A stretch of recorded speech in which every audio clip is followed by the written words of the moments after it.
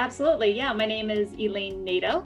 I graduated from URI College of Pharmacy in 2010, which now sounds like it was a long time ago, but it doesn't feel like it. I have been in the pharmaceutical industry my entire career, so over a decade now. And post-graduation, I did a 2-year postdoc fellowship, which I know we're going to discuss a little bit later.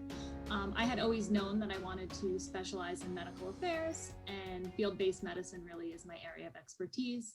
I'm currently the director of field excellence and leadership development at a pharmaceutical company called EMD Serono. I've been there for 2 years, and honestly, I love my job. I love my work. I wake up every morning really excited to start the day. So I look forward to our conversation today and hopefully giving a little insight into my work and all of the opportunities for pharmacists within industry. So tell us about your steps after graduation. You said you did a fellowship, correct? What was that like? I did, yeah. And I knew probably in my third professional year that I wanted to focus in industry. Unfortunately, at the time, there were no rotations in industry. I wasn't able to get a summer internship. So I really didn't have a true industry experience until I actually got my fellowship. So I was accepted into the 2-year medical affairs fellowship through the Rutgers pharmaceutical industry program at Bayer Healthcare. And it was fantastic. My first year was in medical affairs, specifically in medical communications. And my second year was in field-based medicine. So I spent a lot of time out in the field with the Medical Science Liaison teams and just really got such a breadth and depth of a flavor of what's in industry. So I was pretty lucky to have that experience right after graduation. That sounds incredible. For someone who doesn't know what medical affairs really is, do you mind just explaining what that field entails? Sure, yeah. So medical affairs is a very big umbrella. There's a variety of opportunities and roles, including medical information, medical communications, publications, medical science liaison, which is I spent a lot of my time there, field excellence, just to name a few. Okay, and when you were a medical science liaison, what were the things you were doing? Like, what was your everyday routine like? Oh, I think honestly, the role of an MSL for a pharmacist is the best job. Really, it provides the space to use all of your scientific knowledge that you've gained throughout your pharmacy experience in school and combine it with your leadership skills, your communication skills. So for those who aren't familiar with what a medical science liaison or an MSL is, you're an extension of medical affairs. You're field-based. So an MSL works for a pharmaceutical company, a biotech, sometimes a device company, and your role is to serve as the field-based scientific and product expert. And you go out and you meet with healthcare professionals that are the experts in that therapeutic space. I've spent my career within neurology. I've spent a lot of it when I was an MSL within multiple sclerosis. So my role was to go out and proactively share some on-label information about our drugs and our clinical trials. And then I was also able to reactively respond to any off-label questions they had within compliance parameters. And this is with the top tier physicians. So they're called thought leaders or opinion leaders, and they are really the #1 expert within that therapeutic space. So I primarily worked with folks that were world recognized or nationally recognized multiple sclerosis experts.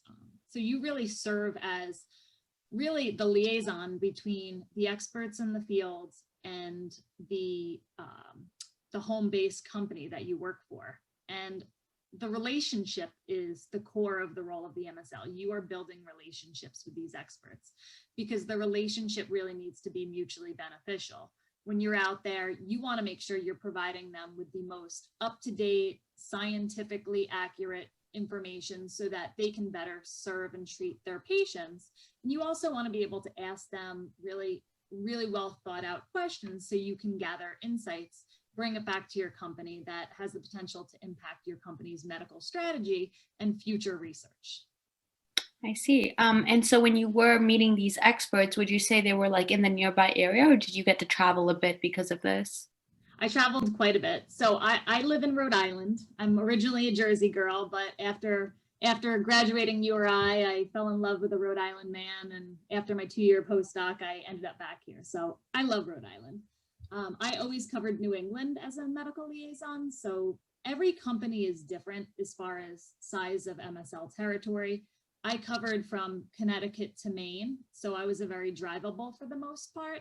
But medical liaisons also go to a ton of conferences. So usually quarterly, the big conferences, which are usually domestic, but sometimes there's international travel. It really depends on the company in the space, but maybe smaller companies without marketed products might only have really small teams. Right now, I am a leader for a team of 30, which is quite a large team of liaisons. My previous company at Accorda, I managed a team that was, I think the largest was 14, but some smaller companies without marketed products might have 4 people that cover the entire country.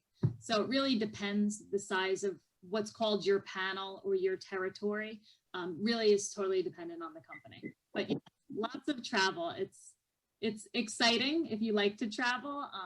You just have to be really flexible and good with time management as a MSL.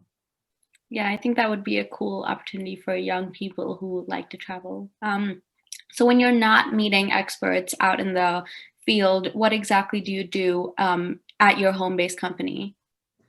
So you wear a lot of hats, and anybody who is interested in the MSL role, I would say you really have to be flexible and agile and totally open to taking on different functions and responsibilities, because it's not a normal 9 to 5.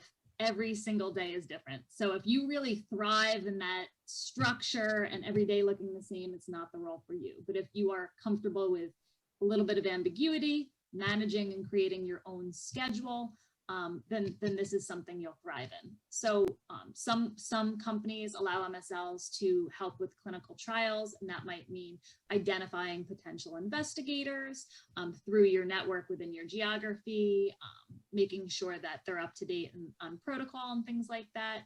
You might also be helping medical information to review or identify a need for medical content letters.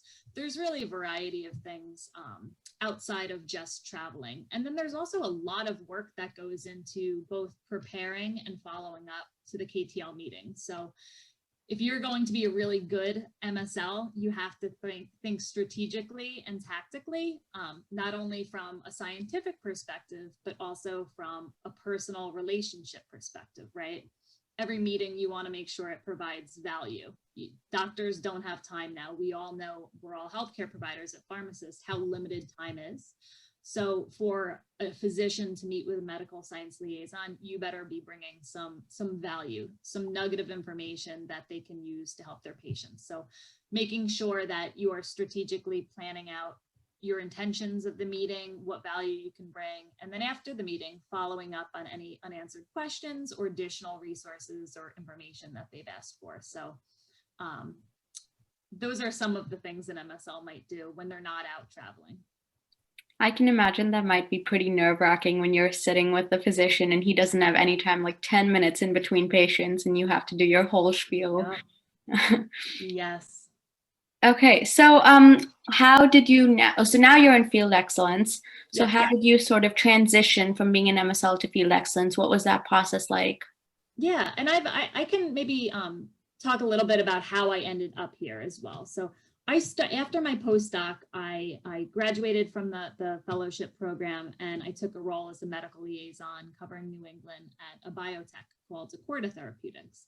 I spent about 7 years there. It was a phenomenal company. It was, when I joined, I think 300 employees, and in our heyday, it was maybe 600. So it was a very small biotech with one marketed product in the MS space. So I am so grateful that I was able to join that small company, because talk about wearing a lot of hats. When you're at a smaller organization, collaboration, cross-functionally is incredible. You know, you roll up your sleeves, you get the work done, regardless of your title or your department, of course, within compliance.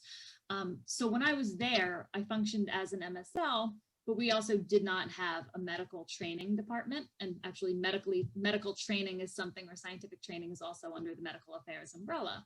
But because we were so small and lean, we didn't have that. So as a hybrid role, I also got to create the curriculum for the medical training program and really do all of the onboarding, training, and mentoring for new hire medical liaisons, as well as the ongoing scientific and skills training for the existing team. So I probably should have asked for 2 salaries for the amount of work that I did then, but you know, it provided so much growth and so much exposure that you know, it was an invaluable experience.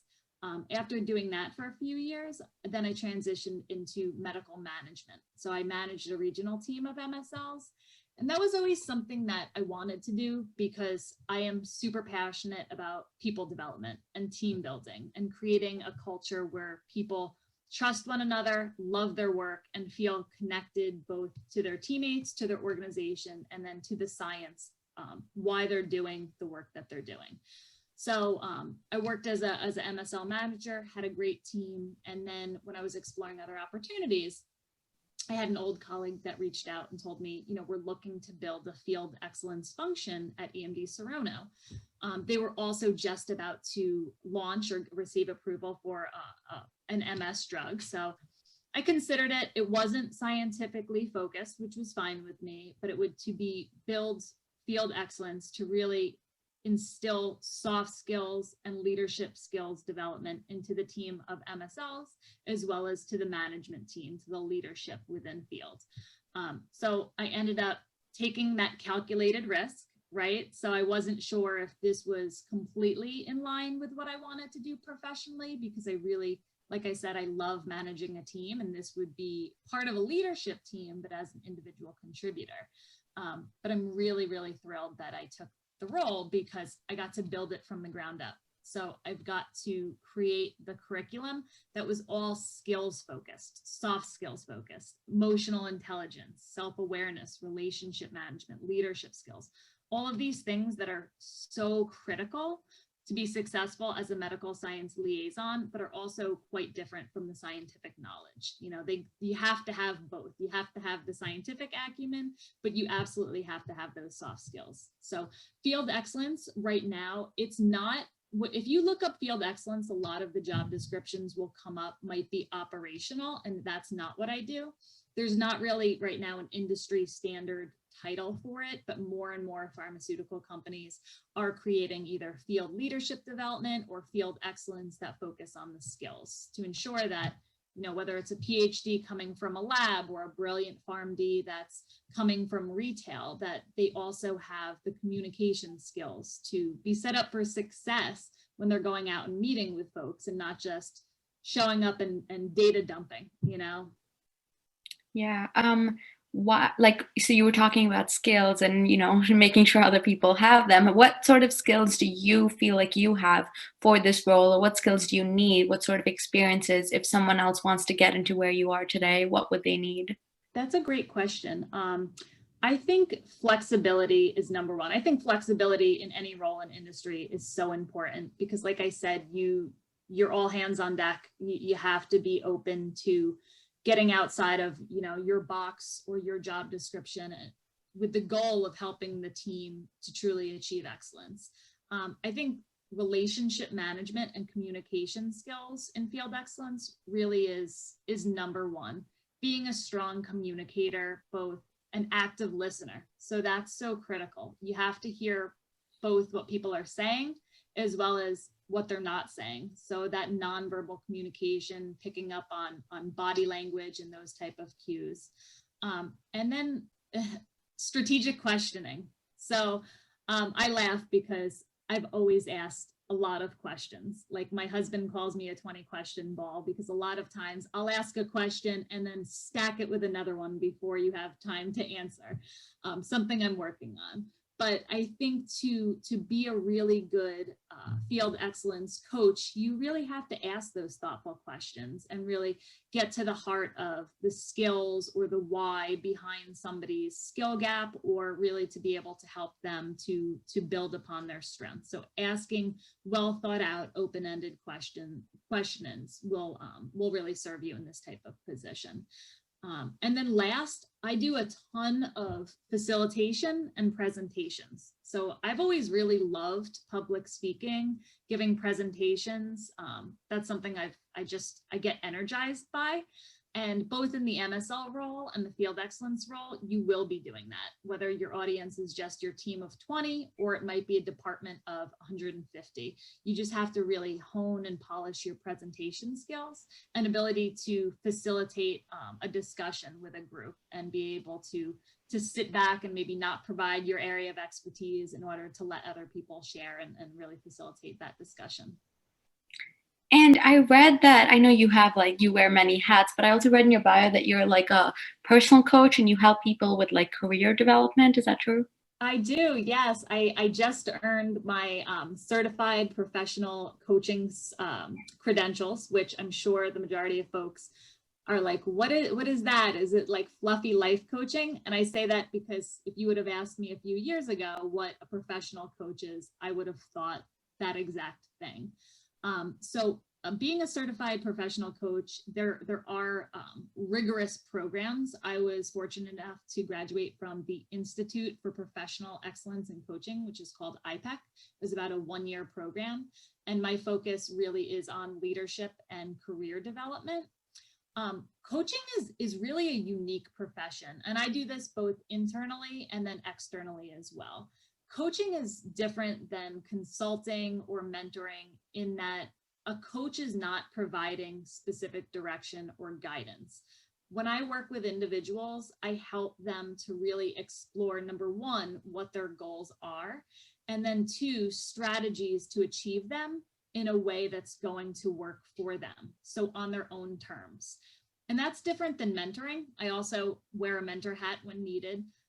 When I mentor folks, I tell them about my experiences, what's worked for me. Many times that might work for them, I'm providing advice based upon my own experience, but not necessarily. We all have unique aspirations, goals, personal lives. So I think that's the beauty in coaching.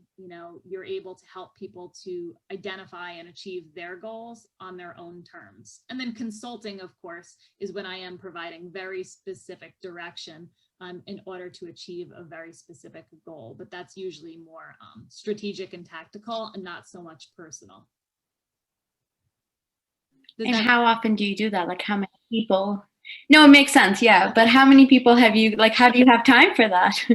So a lot of my internal coaching is just naturally blended in. So I do a lot of group coaching, but I also do some one-on-one coaching around career development, because it's frustrating to hear when people say, I don't have any professional development. Nobody's given me the opportunity. Because when it comes to your professional development, you are in the driver's seat.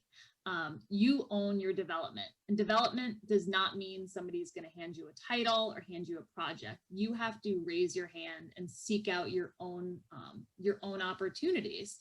The majority of growth and development comes from on-the-job learning. Of course, there's components of formal education, certification programs, mentoring, things like that, but you can grow and learn so much by on-the-job experience. And just because something doesn't exist, and this is applicable to you or I students as well as people in my industry, doesn't mean that it's not available.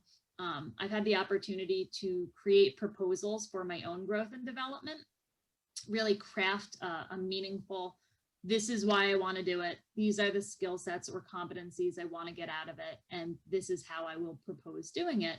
And so many times, leadership was like, that's something we didn't consider.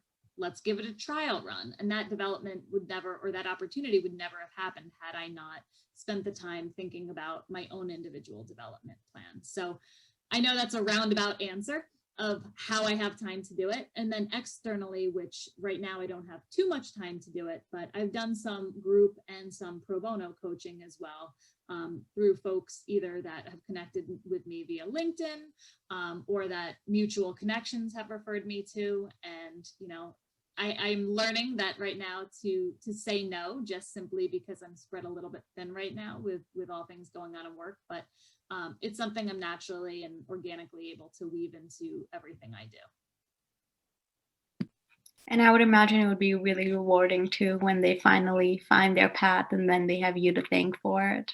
Yeah. Well, I would never say they have me to thank. I would always say I was helping them to get there. But it's working with a coach, with a professional coach, really is so empowering because you learn to really celebrate your strengths and figure out your why. I don't know if there's any Simon Sinek fans that are going to be watching this, but if you know why you do something, you know, at the heart of your core values, you're going to, and if your work aligns with those values and that why, then you are going to be so fulfilled personally and professionally. So.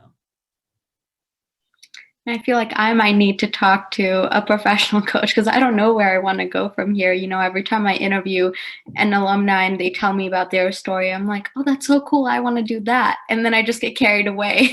So I feel like I don't have my own interest, but I'm hoping that comes next year because I still have a little bit of time. Yes. And you said you're working on in a leadership development degree as well? Yeah, that's my minor, leadership studies. So That's I took a huge. couple classes. I'm actually done with that now, but yeah. That's awesome. Very good. Thanks. So I was just thinking of like, you know, what we learned in class at URI Pharmacy. How much of that like clinical knowledge would you say you need of like what we learned in core and biopharm and things like that? Would you need that at all, or you just need the foundation? I'm thinking about how to appropriately answer this. As far as the scientific and clinical data, when I was in MSL, what we learned in the, you know, our basic classes as well as neurology, because that was my specialty therapeutic area, was incredibly valuable. Knowledge of clinical trials, how they work from preclinical to phase 4 studies, which I think we got a little bit at URI, is incredibly impactful when you're working in the pharmaceutical industry. As far as other therapeutic areas, I think as pharmacists, that's the foundational knowledge. And I feel that I'm able to pivot into any therapeutic area when and if I do go back into the science, right? I know that I can pick up based on my foundational knowledge that I got from URI, and after doing a little bit of home study, become that therapeutic area in another space. And I should also give the caveat that when you join a company in industry, oftentimes they are looking for some therapeutic experience, but if you have a Pharm.D, if you have some clinical experience, they do realize that you'll be able to learn other TAs. And they do have, like I mentioned earlier, medical or scientific training programs or trainers that will help with your onboarding. So usually it's between 10 and 12 weeks for MSLs of home study, where you're reading the studies, you're learning about the therapeutic area, the disease state, the products, the competitive landscape. So I think it is critical, but I think depending on the role, depending on the therapeutic space, depends on, you know, how valuable that nugget or that sector is at the time. Yeah, I think it's always important to have that like foundation of what we learn in class, but at the end of the day, you know, grades aren't everything is what I've learned. You know what, thinking back, and this is something I think about, when I was in school, I was always so worried about failing. Mind you, I graduated top of my class. I never got below a B. And I was always so worried about getting the grades. I studied to get the grades versus studying to enjoy and embrace getting the knowledge. And it's easy to say now, right? I'm out of school, like study, enjoy the knowledge for what it is. But when you're actually going through it, if you have a scholarship, you want to maintain that grade. But I would give the advice to really enjoy the learning. And if you can, take some electives or even drop in classes that interest you, that are outside of pharmacy, even if you're not enrolled in, for the beauty of learning more information or different areas that pique your interest without worry that you're going to be brilliant or get an A in the class. You know, enjoy the experience and the opportunity to learn while you're in a didactic learning environment. I know. I feel like that's really important to sort of think about sometimes, especially when we have like an exam, 2 exams every week, and we're just focused on the next thing. It's definitely like priority based, and you sort of lose the track of like, oh, I'm actually learning something pretty cool. Like this is interesting. Totally. Yeah. hmm So, how else would you say UR has prepared you for where you are today? What were some opportunities you took advantage of while you were here? So networking. We had a phenomenal group of professors that were always so open and willing to either sit down and tell you about their experiences or to connect you with others. So Dr. Estes was my mentor during college. She was and is phenomenal. She is one of the most motivating and influencing and impactful professors that I've ever had. And she knew that I wanted to work in industry. I think we had a group of fellows that came in and talked about various opportunities for pharmacists with industry, and they talked about the role of the MSL, and it's like, ooh, that sounds really cool. I get to combine, my scientific knowledge with my personality and my love for asking questions. And I told Dr. Estes, this is what I'm going to do. I was so excited. And, I wish I could talk to somebody that was in the role. And coincidentally enough, her husband was a medical science liaison at the time. And she's like, my husband would be more than happy to sit down. So she always encouraged me to network, to reach out to folks. And I did. I was really a little bit nervous. I'm going to meet with my professor's husband. I kind of felt a little funny at first. I reached out. I said, would you be open to having coffee with me? He was wonderful. He told me all about his experience, and he's a pharmacist as well, and how he got to his position, his experience. So I think she just encouraged me to network and not be afraid to take on opportunities or projects that I might fail at or I might not be good at, that just stretched me outside of my comfort zone, whether it was networking, reaching out to somebody that I didn't know, or just taking a class or raising my hand to lead a project that wasn't in my comfort zone, because I truly believe that's how you grow. You don't grow and develop and become an expert by just doing the same thing within your comfort zone every single day. You're going to stagnate that way. But if you push yourself to take on challenges or things that you're not sure you're going to be good at, or you're not sure that you're going to like or thrive in, then one, that's the only way you're going to know your interests, right? Or what you're good at. But two, that's the only way that you're gonna become more resilient and more talented, and just continue to grow throughout your entire professional career. So there's no ceiling.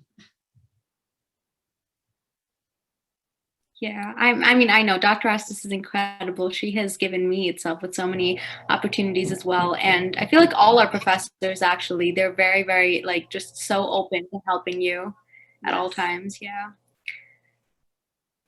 All right. Well, thank you so much. This has been so helpful. I came in here like not knowing anything about, what MSLs do, what field excellence is. And I feel like I learned a lot, and I'm sure everyone watching has learned as well. And if they have any questions, they'll be more than happy to reach out to you. But yeah, thank you. Thank you so much for doing this. Absolutely. This is, and I'm always happy to pay for it. Awesome. Well, hopefully we'll have the chance to meet. And do you have what was that? Sorry? Well, I'm sorry, I didn't hear what you said. I said, do you just have, I think the Wi-Fi is like cutting out. Going in and out. Yeah. I just said, do you have any last words for people watching? Any like last bits of advice? I think, take on challenges. Don't be afraid to try new things, and ask a lot of questions. Don't be afraid to ask questions that make you seem green or naive. Raise your hand, ask questions, because that's the only way you're going to get